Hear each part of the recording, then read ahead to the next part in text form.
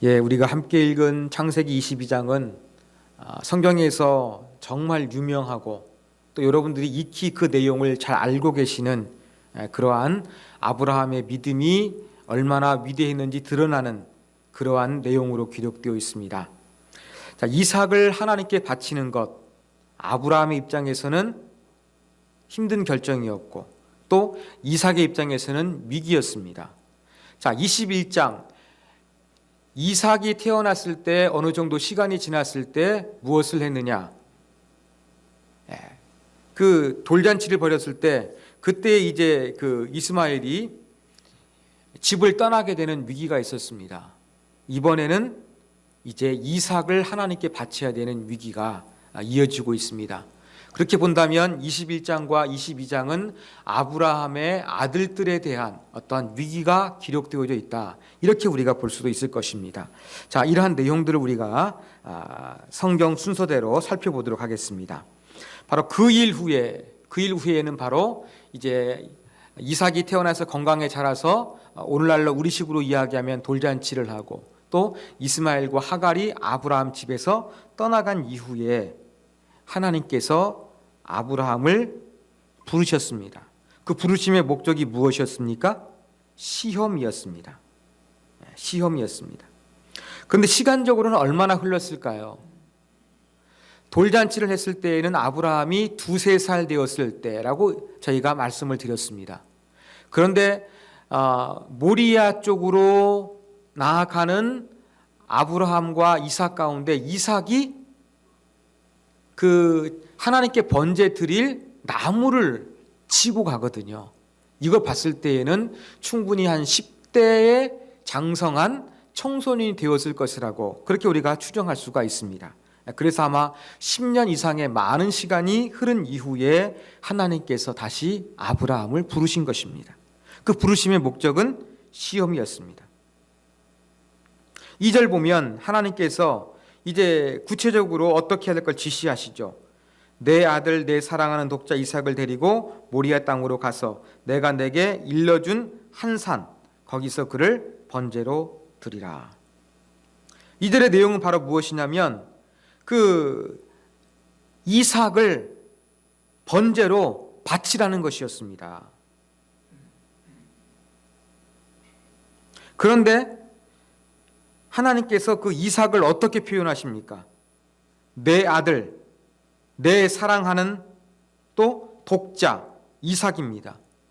4가지가 있지요. 이삭이라는 이름이 등장하고 웃음이라는 뜻 아니겠습니까? 내 아들, 내 사랑하는 사람, 그 다음에 하나밖에 없는 아들. 이렇게 이삭이 아브라함에게 어떠한 존재인가 하나님도 분명히 알고 계셨어요. 그래서 이삭을 표현하는 이 4가지 단어를 통해서 내가 일러준 모리아에 있는 한 산에서 그를 번제로 바쳐라. 하나님께서 명령하시는 것입니다. 여기 보면 가서라고 되어 있습니다. 모리아 땅으로 가서. 근데 히브리 원문은 가라는 명령어입니다. 여러분 창세기 12장에 보면은 하란에 거주했던 아브라함에게 내 본토 집을 떠나 가라 그랬어요. 그랬던 것처럼 여기에서도 하나님께서 모리아에 있는 한 땅으로 가라 그렇게 명령하고 있는 것입니다.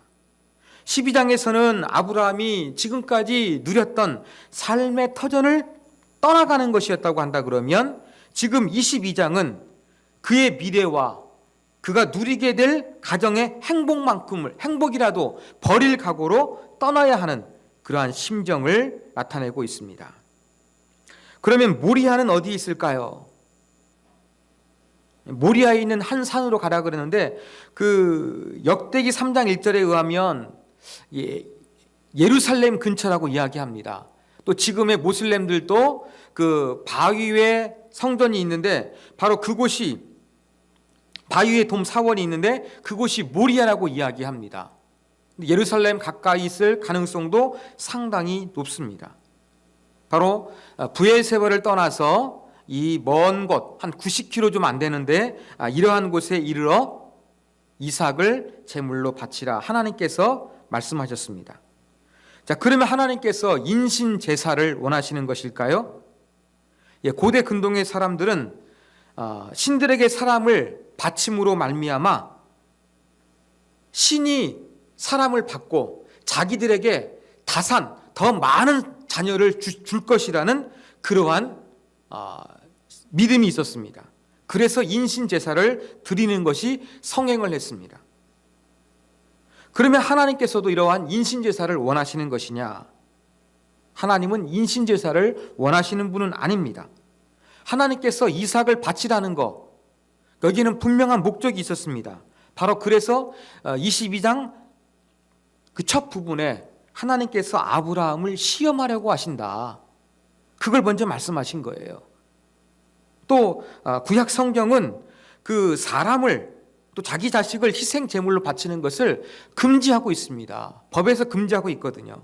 그래서 여기에서의 분명한 의도는 인신 제사를 하나님께서 원하는 것이 아니라 아브라함을 시험하기 위한 것이다. 그렇게 우리가 분명히 인식해야 되겠습니다. 자, 이제 3절부터 10절까지는 아브라함이 순종하는 내용이 기록되어 있습니다. 아브라함이 어떻게 순종하느냐? 아침에 일찍 일어났다 그랬습니다. 마지못해서 간 것이 아니라 하나님의 그 말씀을 듣고서 그 다음 날 즉시 순종하기 위해서 준비하고 있는 모습입니다. 그러면 아브라함이 즉시 아침부터 일찍 일어나 순종했다. 그의 마음 가운데는 갈등이 없었을까요? 그렇지 않습니다. 자, 일찍 일어나 그 다음 했던 행동들을 한번 보십시오. 나귀의 안장을 지우고 두 종과 그의 아들 이삭을 데리고 번제에 쓸 나무를 쪼개어 가지고 떠났다 그랬습니다. 자, 떠나기 전까지 기록된 일들이 있는데 순서가 논리적으로 따지면 또 시간적으로 따지면 무엇이 가장 앞서야 되겠습니까? 나귀의 안장을 지우는 것일까요? 아니겠죠. 제가 볼 때에는 번제에 쓸 나무를 쪼개는 것이 먼저일 거예요. 그래서 먼저 번제 드릴 수 있는 준비를 다 끝내고 그 다음에 이동하는 나귀의 안장을 지우고 또 동행할 어떠한 종들과 이삭을 데려가는 거, 이게 순서일 것입니다. 그럼에도 불구하고 이러한 시간적인 논리적인 순서로 기록되지 않고 아브라함이 먼저 뭐 했습니까? 나귀의 안장을 먼저 지웠대요. 이것은 아브라함도 하나님께 순종은 했지만 그 안에 번뇌가 있었습니다. 여러분, 사람은 당황스러워하게 되면 뭔가 자기가 이성적인 판단을 가지고서 행동하기가 힘들 때가 있거든요. 바로 아브라함도 이렇게 나귀의 안장을 먼저 지웠다. 그리고 맨 마지막에 번제에 쓸 나무를 쪼갰다. 이런 걸 봤을 때 아브라함이 하나님께 순종하려는 의지는 분명히 있었으나 그의 마음 가운데도 아들 독자 이삭을 하나님께 그 산채로 죽여서 드린다는 것은 너무나 힘들고 어렵기 때문에 그의 마음 가운데도 여러 가지 복잡한 심정이 있었을 것임을 보여주는 것이 바로 3절에서 이 행동의 순서 가운데서 우리가 발견해낼 수 있는 것이라고 할 수가 있을 것입니다. 자, 그러면서 떠났습니다. 하나님께서 일러주신 곳으로 갔습니다. 제3일, 떠난 지 3일이 됐습니다. 여러분, 성경에서 3일은 중요한 일을 준비하는 기간으로 자주 나타나고 있습니다. 또 심리적으로 3일 동안에 많은 변화가 일어나기도 하는 것입니다. 여러분, 새해 결심합니다. 그런데 우리는 또 어떤 단어가 있습니까? 작심 3일이란 말이 있습니다. 그만큼 3일간에는 인간의 의지가 바뀌기가 쉽다는 것을 우리가 알 수 있는 그런 표현입니다. 근데 하나님께서 왜 아브라함에게 3일 길을 걸어가야 하는 모리아에 있는 산으로 가라고 하셨을까요? 이건 하나님의 의도적인 것입니다. 아브라함을 시험하는데 철저하게 순종하는 거예요. 그래, 3일 동안 내가 한번 마음이 바뀌는가 안 바뀌는가, 어떤 인간에게 그러한 시간이 있는데 이러한 시간을 넉넉히 주고서 지금은 아침에 일찍 일어나 결심을 하지만 정말로 그 마음 바뀌지 않고서 끝까지 하나님께 순종할 수 있느냐 없느냐, 또 아브라함이 처음에 결심을 완전히 모른 채 뒤엎을 수 있는 그러한 시간의 그 영역을 하나님께서 충분히 배려하시면서 아브라함을 시험하시는 그러한 모습이 여기에 기록되어 있다는 것을 우리가 놓치지 말아야 할 것입니다. 하나님의 시험은 철저하게 의도적이었어요. 그러나 아브라함은 흔들리지 않았습니다. 자, 3일에 이르러서 이제는 하나님 말씀하신 곳이 먼 데서 보였습니다. 거기에서 종들에게 나귀와 함께 여기 있으라, 돌아오기를 기다리라는 것이죠. 하는 말이 내가 아이와 함께 저기 가서 예배하고 우리가 너희에게 돌아오리라. 자, 여기서 주목해야 될 것은 인칭 대명사입니다. 우리가 돌아오리라. 우리라는 것은 아브라함 혼자가 아니라 이삭이 포함된 거예요. 아니, 지금 아브라함은 순종하기 위해서 지금 브엘세바를 떠나서 모리아에 왔는데 이제 순종하고 돌아가면 혼자 돌아가야 되는데 우리라는 단어를 사용하고 있어요. 자, 여기에 대해서 세 가지 해석이 있습니다. 아브라함이 선의의 거짓말을 했다. 종들을 안심시키기 위해서 그랬다는 것이죠. 그리고 왜 종들을 못 따라가게 하느냐? 아마 그 이삭을 바치게 되는 광경까지 데려간 두 종이 보게 되면은 아마 반대하고 하나님을 예비하는데, 하나님께 순종하는데 방해가 일어났을 가능성이 아주 높습니다. 아마 그래서 아브라함은 두 종을 여기에서 기다리라고 했던 것으로 보입니다. 그러면서 하는 말이 우리가 돌아오리라 그랬거든요. 이것은 아브라함이 그 종들을 안심시키기 위한 선의의 거짓말이다 해석하는 사람이 있습니다. 두 번째, 성경을 조금 더 삐딱하게 보는 견해죠. 아브라함은 이삭을 바칠 마음이 없었다. 그냥 바치는 신용만 하고 돌아오려고 했다. 그렇게 해석하는 사람도 있습니다. 세 번째, 여러분 잘 아시는 아브라함의 믿음의 고백이라는 것이죠. 하나님께 순종하면 하나님께서 아들을 데려가시지 않을 것이라는 그 믿음이 있어서 무리라는 단어를 사용했을 것이다. 그렇게 이야기합니다. 선의의 거짓말을 한다고 그러면은요, 저 같으면은 예배하고 너희에게로 돌아오리라 그랬을 것 같아요. 그죠? 그럼 모호하지 않습니까? 근데 아브라함은 우리가 돌아오리라 그럽니다. 선의의 거짓말을 하고 모호하게 두리뭉실 표현하려고 그러면 저기 가서 예배하고 돌아오리라 그러면 같이 돌아오겠네. 그렇게 이해할 거예요. 근데 아브라함은 의도적으로 우리가 돌아오리라 그랬어요. 이것은 아브라함의 믿음을 나타내는 표현으로 이해할 수밖에 없습니다. 자, 그래서 이제 아브라함과 이삭만 이제 하나님이 약속하신 곳을 향해서 나아갑니다. 가는데 이제 나귀도 없습니다. 제사할 것들 직접 운반해야 됩니다. 그래서 아들 이삭이 번제했을 나무들을 아마 등에 지고 갔겠죠. 그리고 아브라함은 불과 칼을 들고서 함께 갔습니다. 가다 보니까 이삭이 조금 이상한 걸 발견했습니다. 아버지, 번제했을 불과 나무는 있는데 번제할 어린 양이 없는데요.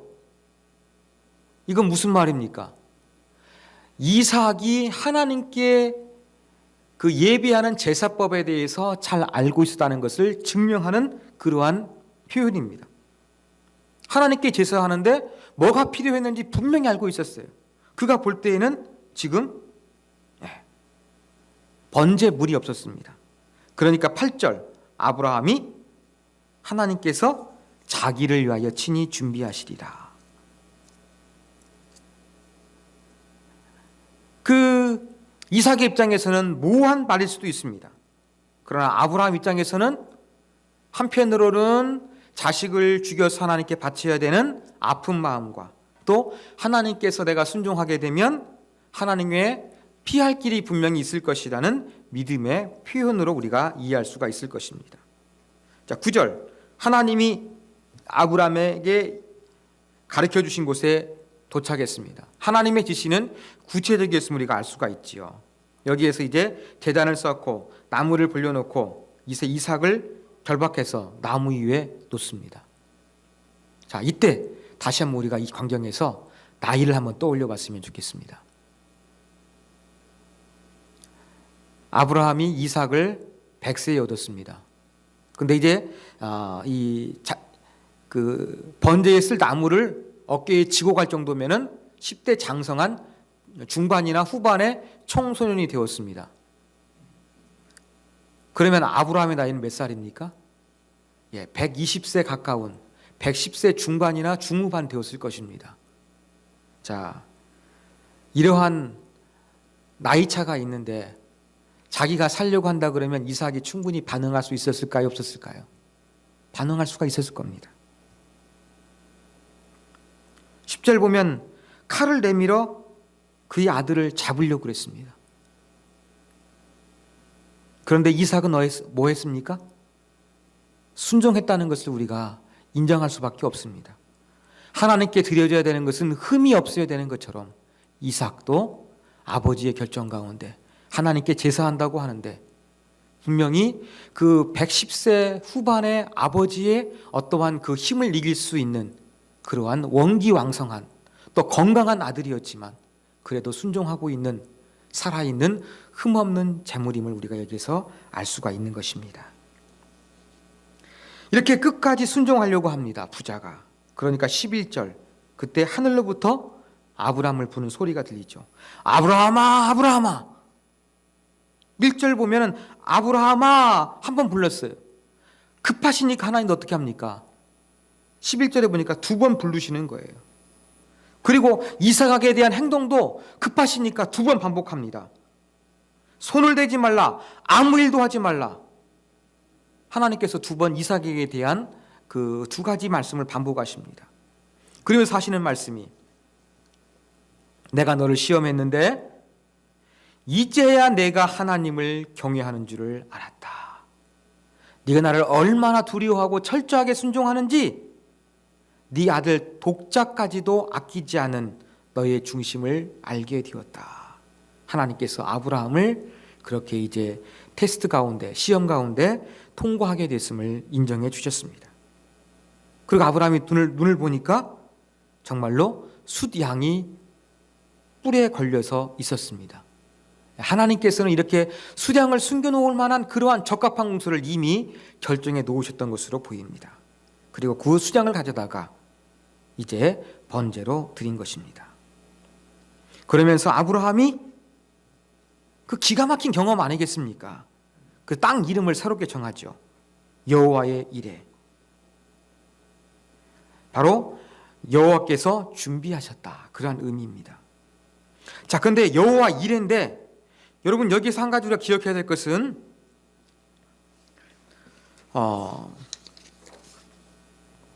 아브라함이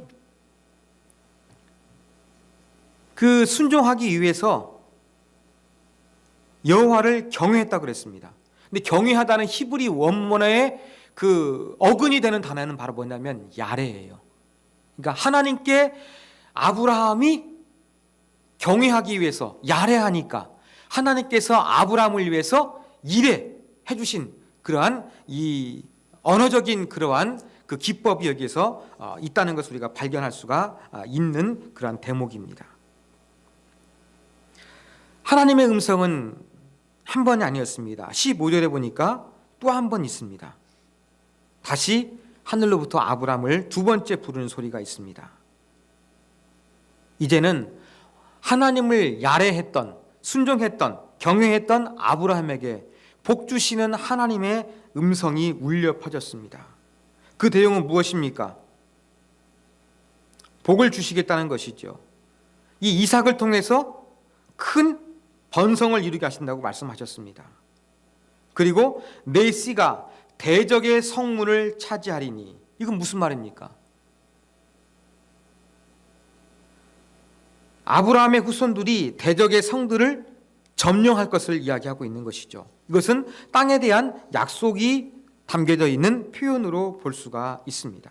그러니까 큰 민족을 이룰 뿐만 아니라 대적의 문을 차지한다는 것은 약속의 땅도 주어질 것을 그렇게 하나님께서 말씀하여 주신 것입니다. 다시 한번 이러한 복은 아브라함의 순종의 결과임을 다시 한번 말씀해 주십니다.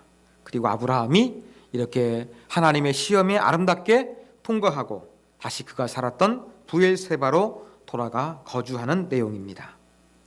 자, 이러한 내용으로 끝나는 것이 아니라 20절부터는 다시 또 다른 내용이 기록되어져 있습니다. 어떤 내용입니까? 나홀의 족보가 기록되어 있어요. 나홀은 아브라함의 동생이었습니다. 근데 아브라함 동생 나홀이 12아들이 있음을 지금 언급하고 있는 거예요. 그런데 재미있는 것은 나홀의 아내 밀가를 통해서의 8아들, 그 다음에 첩을 통해서의 4아들, 그래서 12아들이 됩니다. 마치 이삭도 12아들이 있던 것처럼 그렇게 이 나홀도 12아들이 있었습니다. 근데 왜 이걸 언급하는 것일까요? 갑자기 이렇게 이삭을 바쳤다는 내용으로 이렇게 끝나고 다음 장 사라의 죽음으로 넘어가면 되는데 갑자기 아브라함의 동생 나홀의 족보가 기록되어 있거든요. 왜 그런 것일까요? 이건 우연이 아닙니다. 자, 20절 2일 후에라는 표현에 주목해야 됩니다. 이건 무슨 말입니까? 아브라함이 하나님의 시험에 요구하신 대로 이삭을 정말로 바치려고 하는 이 시험에 통과한 이후에 아브라함이 어떤 소식을 듣게 됩니까? 아브라함의 동생 나홀이 자녀를 낳았다는 이야기를 듣는 거예요. 그러면서 나홀이 낳았던 자녀 아들 12사람을 언급합니다. 그러면서 그 12아들 중에서 23절에 보니까 부두엘이라는 아들이 있습니다. 아브라함에게는 조카죠. 이 부두엘이라는 조카가 누구를 낳습니까? 딸 리브가를 낳습니다. 이게 무슨 의미일까요? 자, 하나님께 경외하는 마음으로 여호와께 야례했던 아브라함을 하나님께서는 이삭을 죽이지 말도록 숯불 사이에 걸린 숫양을 일에 준비해 놓으셨거든요. 하나님의 준비하심은 단 한 번으로 끝난 것이 아니었습니다. 그게 무슨 말입니까? 바로 이렇게 순종하는 아브라함과 이삭을 위해서 하나님께서는 이삭의 배필을 예비하고 계셨음을 보여주는 것이 이 본문의 표현인 거예요. 아브라함이 사람을 통해 가지고 이 동생이 자녀를 낳았다 소식 들었을 때 그 자녀가 낳은 조카들이 자기의 그러한 며느리가 될 줄 아브라함이 알았겠습니까? 그건 전혀 몰랐을 것입니다. 그렇다 한다면 이러한 기록을 통해서 하나님은 지금 무엇을 말씀하고 계시느냐? 이삭을 위해서 하나님께서 여러 가지로 친히 준비하고 계셨음을 보여주는 것이 이 나홀에 대한 족보인 것입니다. 그래서 여호와 이레의 하나님은 그 수장 숯불 가운데 걸린 수장 한 마리가 아니라 오히려 이 이삭의 아내될 리브가까지도 하나님께서 준비하셨음을 보여주시기 위해서 나홀의 족보가 지금 이 22장 마지막 부분에 그 일 이후에 기록되어 있다는 것을 우리가 놓치지 말고 기억해야 되겠습니다. 하나님은 이렇게 미래의 모든 것을 예비하시며 준비하시며 이루어가는 분이라는 것을 본문을 통해서 우리가 분명히 알 수가 있습니다. 자, 이러한 22장의 내용을 통해서 우리가 배울 수 있는 교훈점 몇 가지를 살펴보겠습니다. 우리는 이 본문을 통해서 윤리와 신앙에 대해서 한번 생각해 볼 수가 있습니다. 여러분 잘 아시는 키에르케고르라는 철학자요 신학자가 있습니다. 이 공포와 전율이란 책에서 아브라함의 모습을 두 가지로 이야기합니다. 윤리적 아브라함과 신앙적 아브라함. 아들을 죽여야 되는 아브라함. 그 다음에 하나님 말씀에 순종해야 되는 아브라함. 이 두 가지 모습이 지금 이 본문 가운데 나타나고 있거든요. 여러분 하나님의 말씀이 윤리와 도덕에 배치될 때 우리는 무엇을 선택해야 되겠습니까? 하나님의 말씀이 우리가 알고 있는 윤리와 배치될 때 우리는 윤리를 선택해야 되겠습니까? 신앙을 선택해야 되겠습니까? 지금 아브라함은 이 윤리적 아브라함과 신앙적 아브라함의 하나의 모습을 선택하라는 강요를 받고 있습니다. 극단적이죠.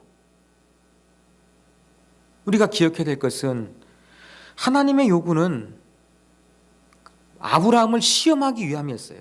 그래서 윤리를 파괴함이 아니라 더 나은 삶, 과연 하나님 앞에서 우리는 어떠한 존재인가, 우리가 어느 정도 하나님을 사랑해야 되는가, 우리의 신앙을 점검하고 우리의 신앙을 강화시키기 위한 그러한 명령이라는 것을 우리가 반드시 기억해야 되겠습니다.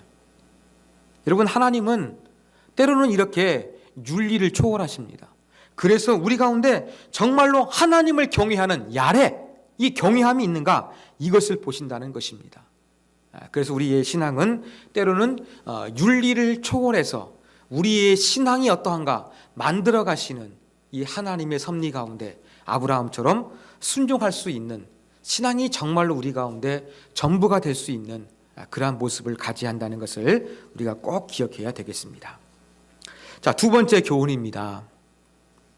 여러분, 이 말씀을 통해서 우리는 하나님을 믿는 신앙생활의 핵심이 무엇인지 분명하게 깨달아야 합니다. 바로 신앙생활에 대한 핵심이 바로 무엇입니까? 하나님께 대한 경외예요. 하나님께 대한 경외. 12절에 기록되어 있는 것처럼 하나님을 경외한다는 것은 바로 무엇입니까? 철저하게 하나님 말씀 가운데 순종하고 하나님을 따르는 모습이에요. 그 하나님께서는 정말로 극단적으로 보이는 그 약속의 아들, 정말로 한 사반세기를 기다리게 해가지고 인간적인 표현을 하면은 애간장 정말로 다 녹을 정도로 그러한 그 우여곡절을 통해 가지고 그 독자 이삭을 얻었는데, 그 이삭까지도 하나님께서는 어떻게 하십니까? 내려놓게 만드셨습니다. 그러면서 정말로 하나님께 대한 경외, 철저한 순종이 있는가, 이걸 살펴보신 것이거든요. 여러분, 신앙에서 정말로 중요한 것은 내가 하나님을 어떠한 분이라고 믿는 그 어떤 인식의 차원, 고백의 차원을 넘어서야 되는 것입니다. 바로 그것은 바로 무엇입니까? 하나님에 대한 믿음이 있으면 하나님께 대한 야레, 경외의 수준에서 철저하게 순종하는 행동과 결과론이 우리 가운데 있어야 한다는 것을 보여주는 거예요. 이게 바로 신앙의 핵심이라는 것입니다. 우리에게는 정말로 그 입술로서 하나님은 살아계신다고 고백하는 것으로 그치지 아니했으면 좋겠고요. 우리의 머릿속에서 하나님은 모든 것들을 소유하신 전지전능하신 분이라고 그 인식하는 차원에서 그치지 아니했으면 좋겠습니다. 그 하나님을 고백하고 그 하나님을 인식하는 것에 걸맞게 우리도 어때야 됩니까? 철저한 순종. 내가 가장 아끼는 것까지라도 다 내려놓을 수 있고 다 포기할 수 있고 하나님께 드릴 수 있는 이 결단과 행동이 있는, 이것이 바로 진정한 하나님께서 우리 가운데 요구하시는 신앙이라는 것을 기억해야 되겠습니다. 그래서 때로는 신앙생활 하다 보면, 하나님을 섬기다 보면 자존심이 상합니다. 내가 왜 이래야 되나? 비참해집니다. 억울합니다. 때로는 나이가 있고 직분이 있어가지고 어떤 일이 일어났는가 말하지도 못합니다. 어떤 때는 약해 보일까 말하지도 못합니다. 분명히 이런 부분들 경험하실 거예요. 그렇지만 이런 가운데서 우리가 정말로 아브라함처럼 하나님을 섬기고 믿는다는 것은 입술로 하나님 믿습니다, 우리가 인식론적으로 하나님 전능하십니다 믿는 것이 아니라, 그 정말로 내가 이렇게 산산이 부서지고 내 모든 것을 내려야 되는 그런 순간이라 할지라도 하나님께 철저한 순종이 있는 것, 이게 바로 하나님께서 우리 가운데 원하시는 믿음이라는 것을 저와 여러분이 기억해야 되겠습니다. 이러한 모습으로서 우리도 하나님께 순종하기를 위해서 감히 하나님, 내가 아브라함처럼 하나님을 경외하기를 원합니다. 이러한 사람이 되기 위해서 우리가 사모하는 마음으로 기도해야 될 것입니다. 마지막 세 번째 교훈입니다. 어떻게 아브라함은 이렇게 말도 안 되는 그러한 하나님의 요구 가운데 순종이 가능했을까요? 이 부분을 가지고 어떤 집사님과 이야기하는데 그러시더라고요. 나는 절대 못해요, 목사님. 아니, 딱 잘라가지고 그렇게 말씀하시더라고요. 그 표현 제가 믿음이 없다고 면박을 주기는커녕 그분이 그렇게 반응하시는 것이 저도 이해가 됐습니다. 그만큼 어려운 것이라는 것이죠. 이건 도저히 상상을 초월합니다. 이성을 초월합니다. 인간적인 정을 초월하는 그런 아브라함의 순종이에요.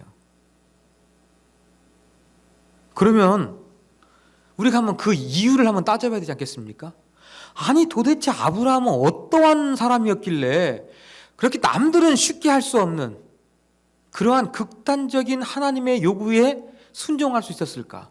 아까 말씀드린 것처럼 아브라함도 일찍이 순종했습니다만 뭘 먼저 해야 될 것인가 막 허둥지둥은 했거든요.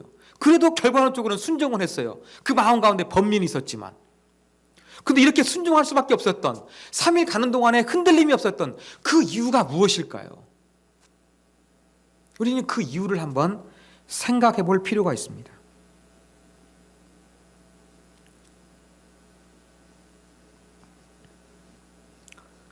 여러분, 우리는 아브라함 같은 그 순종이 가능합니다. 어떻게 하면 가능하느냐? 하나님에 대한 바른 이해가 있으면요, 그건 가능합니다. 이건 아브라함이 믿음이 좋다는 것은요, 그냥 내 아들 절대 안 죽는다는 부정이 아니었어요. 그게 아니라 하나님은 어떤 분인가에 대한 분명한 이해가 있었기 때문에 이게 가능했던 거예요. 무슨 말이냐? 자, 하나님은 창세기 12장에서 아브라함에게 본토 아비집을 떠나라고 부르셨습니다. 그러면 때로는 막 거짓말도 하고 하나님 약속 믿지 못하고 또 막 웃기도 했거든요. 이러한 여러 과정을 통해 가지고 하나님 어떻게 하셨습니까? 아브라함의 믿음을 굳건하게 하셨습니다. 약 4반세기 정도 아브라함은 지금 신앙적으로 훈련을 받았어요. 그래가지고 이제 그 오랜 세월을 통해 가지고 아브라함에게는 뭐가 있었냐면은 하나님은 어떤 분인가에 대한 그런 하나님에 대한 분명한 이미지가 아브라함의 머릿속에서는 분명히 각인이 된 거예요.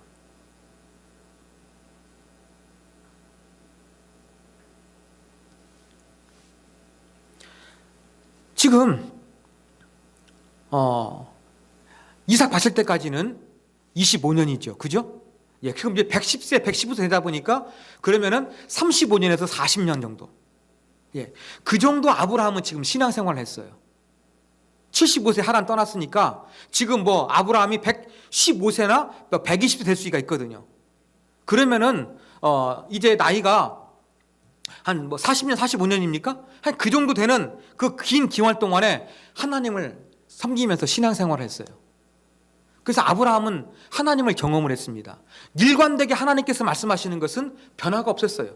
힘들고 어렵고 하나님의 계획과 뜻이 이루어지지 않을 것처럼 도저히 그 가능성이라는 보이지 않는 절망적인 상황도 있었습니다. 하나님의 그 약속이 이루어지는 이 사라를 빼앗길 만한 그러한 위기의 순간도 있었습니다.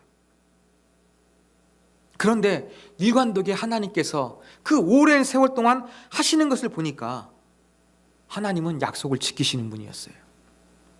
그리고 하나님은 어떠한 분이신가? 그 거룩하신 하나님의 성품, 약속하신 것을 지키시는 하나님의 성품, 여기에 대한 하나님에 대한 바른 이해가 아브라함에게는 분명히 있던 거예요.